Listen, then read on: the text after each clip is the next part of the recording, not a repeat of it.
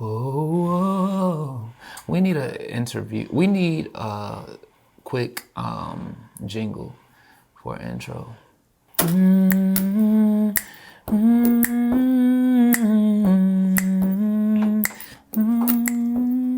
I don't like that. Joey and Jane. Okay, let's get into it and we'll come back to it.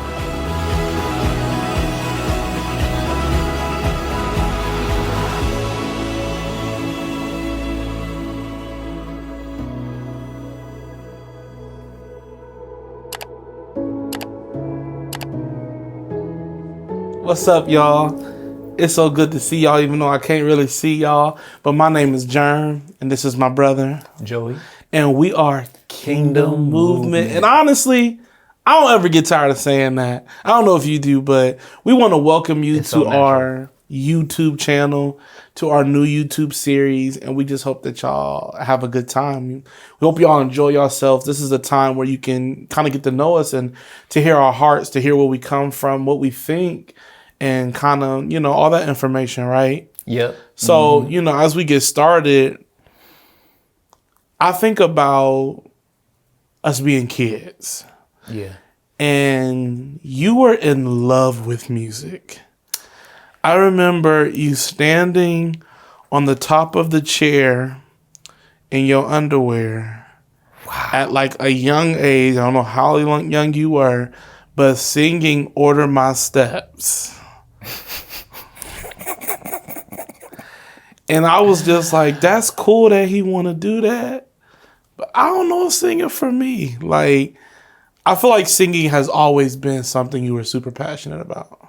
So first I'll say that is hilarious. I don't know why I remember that, but that like ever lives in my mind. Probably because we got a VHS tape. Y'all remember That's VHS tapes? These young folk don't know about They don't know nothing about VHS tapes. We used to record everything. Well, somebody recorded it for us. My God, today. So music was always around.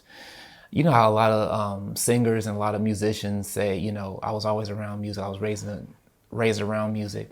Well, that was true for us as well. And me personally, I guess I've always loved it, was always drawn to it, was always intrigued by it, always wanted to do it in some way. And it just kind of grew and cultivated. But I don't feel like it was the exact same for you in the same way. We come from a very musical family. So with that being said, music was always around. It was always a part of our lives. I remember when we were at our, the church we really grew up at, New Jerusalem. Mm-hmm. Your father, the bishop, mm-hmm. He used to fight with me back and forth about singing in the children's church choir. And I just did not want to sing in this children's church choir for nothing to save my life. I was not interested in singing.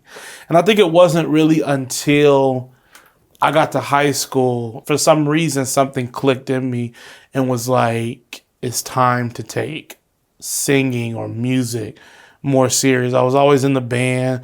I learned how to read music. I was a musician. I was a musician for the church for 3-4 years before I started really singing. But it wasn't the same love for me as it was for you probably. Mm. But it grew to that point where I started to be passionate about singing and vocalizing and all that. And you know how we were raised. You got to do something. Everybody got to do something. Everybody got to do something. You can't just sit. When you said that you was forced to sing in the children's choir, and your father, the bishop, amen, the bishop, went back and forth with you. He didn't really go back and forth with me. He told me I was going to do it, and I secretly, quietly disagreed. But anyway, go ahead. Yeah, because we don't come from the household where. Oh yeah, we definitely. We wasn't really allowed to disagree. So that's funny because it's what they said went. But how do you feel that affected you musically now? Being in the choir then when you really didn't want to be? I think my entire life has been about perseverance. I think it's been about learning that sometimes what's necessary is not what's fun. Sometimes what's necessary is not what you prefer. Sometimes what's necessary is being obedient and doing what you need to do. And I think that's what I learned. I think that's what I learned through that. Well, it was simple. We weren't singing in harmony. We were singing in unison. But to this day, I still know them songs. Like, I am a C, I am a CH, I am a CHRISTIAN. And I have CHRIST in my HEART and now LIVEETERNALLY. I mean, we know, like, these are the holy books. Tell me the name and I'll take a second look. We wasn't doing all that back then. This is God's holy word. Spread the message to all have heard. Can we do it? Can we do it? Yeah. 1, 2, 3. Here we go. Genesis, Exodus, Leviticus, Numbers, Deuteronomy, Joshua, Judges. I tell you the truth about the book of Ruth. 1st and 2nd Samuel, 1st and 2nd Kings, 1st and 2nd Chronicles, and all of these things. Ezra, Nehemiah, Esther, and Job. I want to go to heaven in a righteous robe, singing Psalms, Proverbs, Ecclesiastes. The Song of Solomon and the prophets are these. Isaiah, Jeremiah, and James of men. Ezekiel and Daniel to the lion's den. Hosea, Joel, Amos's tale. Obadiah, Jonah in the belly of the whale. Micah, Nahum, Habakkuk's cry. Zephaniah, Haggai, and then Zechariah. The last Old Testament book reveals that Malachi points to a brand new deal. See, that's what Children's Church to this day. To this day, I it only was a know thing. the order of the Bible because of Children's Church Choir. And for anybody who's watching, who has young children, My God, and there's a children's church take your children to children's. that is available, please take your children. Take your children to children's There's church. so many fundamental things that you learn. I didn't Yeah. even think about that. No, that was it. That built up Yeah. our foundation of who we are. And even just thinking about those opportunities we got to sing in children's church and then growing into the youth choir and then being able to go to events. Like, I felt like growing up, the church was just a mecca for musicals and all that kind of stuff. And I think that's where we really wanted to, or at least I can speak for myself and say, I really wanted to pursue this, maybe having a group, maybe becoming an artist. I remember when I was on the phone with you, I called you on the phone and I was passing the dairy shanty. That's stupid. I was passing the dairy shanty and I was like, you know, we should have a group. We should do a group. We should do something. And the name Kingdom Movement came up. And I was like, I don't know what this could be, but I feel like there's nobody more like-minded than us together. I feel like together there can be some damage done. And I mean, it brought us to this day, what, 3, 4 singles, an EP, Yeah.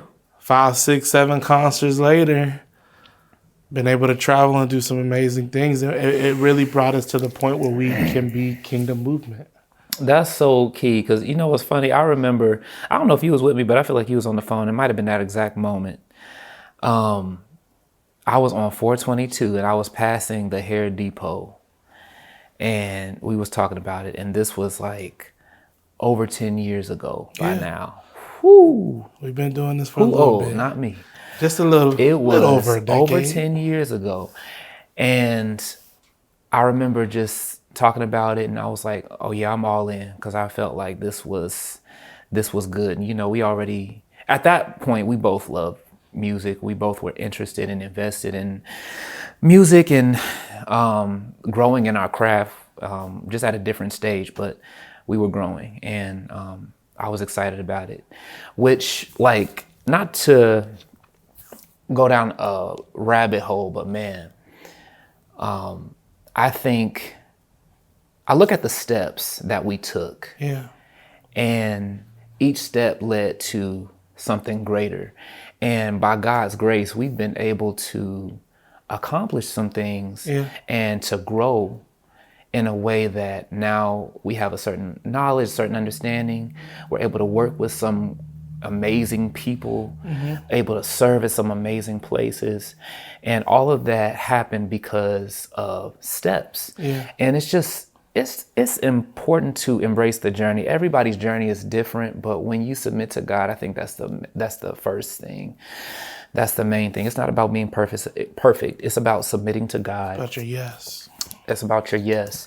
And thank God we had people to push us. Yeah.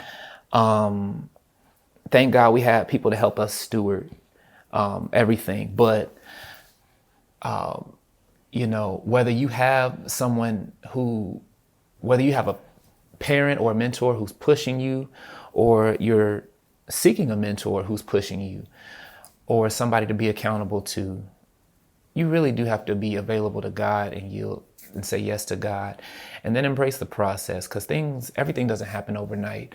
Growth doesn't happen overnight, but you have to cultivate it.